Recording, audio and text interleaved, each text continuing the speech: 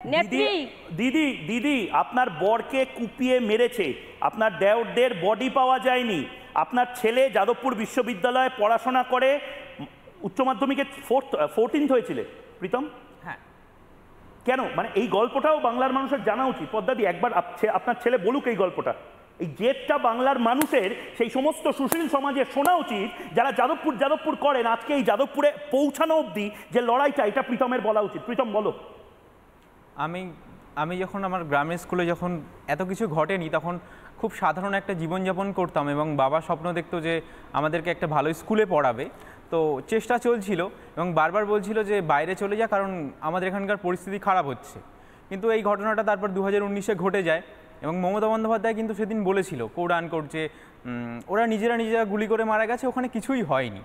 তো তখন সেদিনকার এটা বুকের মধ্যে লেগেছিল যে আমাদেরকে এত বড় একটা কথা বলে দিল, ঠিক আছে দেখা যাবে না। মমতা বন্দ্যোপাধ্যায় বলেছিলেন। হ্যাঁ, তখন মানে আমাকে খারাপ ভেবো না দাদা হিসাবে, আমি বারবার তোমাকে এগুলো জিজ্ঞেস করছি। মানে তোমার এই জেদের পেছনে অনুপ্রেরণা হচ্ছে মমতা বন্দ্যোপাধ্যায় যে বলেছিল যে তোমার বাবা খুন হয়েছে, এগুলো কিচ্ছু ঘটেনি এবং সেই জেদ থেকে বলেছে নিজেরা গুলি করে মারা গেছে। দিয়ে তারপর থেকে এটা একটা বুকের মধ্যে ছিল, কিন্তু শোক কাটিয়ে উঠতে পারিনি। আমি ক্লাস 10-এ রহরা রামকৃষ্ণ মিশন থেকে কোনো রকমে একটা 90%-এর কাছাকাছি নাম্বার নিয়ে পাস হয়ে যাই।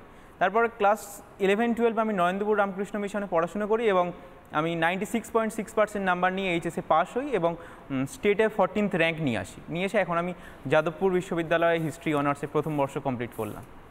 পদ্ধতি ছেলের জন্য ভয় লাগে না? বাবার এরকম হয়েছে, ছেলেরও যদি বিজেপির জন্য যেভাবেও গলা ফাটাচ্ছে বাংলার প্রাইম টাইমে এসে। ছেলের জন্য ভয়, চোখের সামনে স্বামী দুই দেওরকে খুন হতে দেখেছি। আজকে এই পদ্মা মণ্ডল যদি চোখে চোখ রেখে না লড়াই করে, তাহলে এই রকম প্রদীপ মণ্ডল, সুকান্ত মণ্ডল, দেবদাস মণ্ডল অনেক মারা যাবে। আজকের পশ্চিমবঙ্গের মাটিতে দিকে দিকে যেভাবে আমাদের হিন্দুদের উপরে আজকে চন্দন দাস, হরগোবিন্দ দাস শুধু হিন্দু হওয়ার অপরাধে খুন হয়েছে, কুপিয়ে খুন করা হয়েছে। আজকের আমার চোখের সামনে আমার স্বামী দেওরদেরকে কুপিয়ে খুন করা হয়েছে। পুলিশ নিরপেক্ষ, সরকারের কোনো বিচার নেই। 6 বছর যাবৎ কেটে গেল। আজকের এই সরকারের রক্ত চক্ষুকে যদি আমরা না উপেক্ষা করি, তাহলে এরকম ঘরে ঘরে পদ্মমণ্ডলের সৃষ্টি হবে, এরকম শাখা সিঁদুর হারানো পদ্মমণ্ডলের সৃষ্টি হবে। তাই আজকের ওই রক্ত চক্ষু উপেক্ষা করেই আমি লড়াইয়ের ময়দানে নেমেছি। আজকের আমরা যদি মেরুদণ্ড না খাড়া করি, তাহলে এই চন্দন দাসের পরিবার, এই তামান্নার পরিবাররা মেরুদণ্ড খাড়া করবে কি করে? কারণ আজকে যদি এই 3 জনকে মারার পরে প্রকাশ্য দিনের আলোতে নৃশংসভাবে যেভাবে দেবদাস মণ্ডলকে যে রাস্তা থেকে বাইকের পিছনে বেঁধে টানতে টানতে নিয়ে যাওয়া হয়েছে, আমি মনে করি ওই রাস্তাতে গেলে আজও সেই রক্তের চিহ্ন, সেই রক্ত সেই রাস্তাতে একটা দাগ টেনে গেছিল। আপনি বলছেন যে আমি আমার প্রতিনিধিদেরও সেখান থেকে লাইভ করাবো। আপনি বলছেন যে 2 কিলোমিটার রাস্তা এরমভাবেই টানতে টানতে শেখ শাহজাহানরা নিয়ে যেত সবক শেখানোর জন্য। হ্যাঁ, সেখানে তো রক্তের দাগ, সেটা সারা হাটগাছি অঞ্চলের মানুষ দেখেছে। প্রত্যেকটা মানুষকে এই ভয়টা দেখানো হয়েছে যাতে মানুষ আতঙ্কিত হয়, যাতে এই সরকারের বিরুদ্ধে আর কোনোদিন যেন না মাথা চাড়া দিয়ে ওঠে, যাতে বিরোধী শূন্য করা যায়। সেই কারণে এই 3 জনকে নৃশংসভাবে মারা হয়েছে। কিন্তু সবাই দেখতে পেয়েছে, মমতা ব্যানার্জি দেখতে পায়নি, বুদ্ধিজীবীরা দেখতে পায়নি, আর প্রশাসন একেবারেই দেখতে পায়নি। যার জন্য আজকের 6 বছর আমি হেনস্থা পেয়েছি বিচারের আশায় এবং বিচারও পাইনি। না, কিন্তু আমি একটা জিনিস আমি বুঝতে পারছি না, মানে মাফ করবেন, আমি নিজেও কলকাতার ছেলে। আপনি মানে এই কনফিডেন্সটা পাচ্ছেন কোথা থেকে? আমি একটা বাইট শোনাবো আপনাকে। তিনি রাজ্যের মুখ্যমন্ত্রী। আপনার সবচেয়ে বড়, আপনার জীবনের সবচেয়ে বড় ভিলেন, আপনার জীবনের সবচেয়ে বড় শত্রু যে শেখ শাহজাহান, তার মাথার উপরে কার হাত আছে জানেন তো? জানি অবশ্যই। আপনি কনফিডেন্স পাচ্ছেন কি করে তাহলে?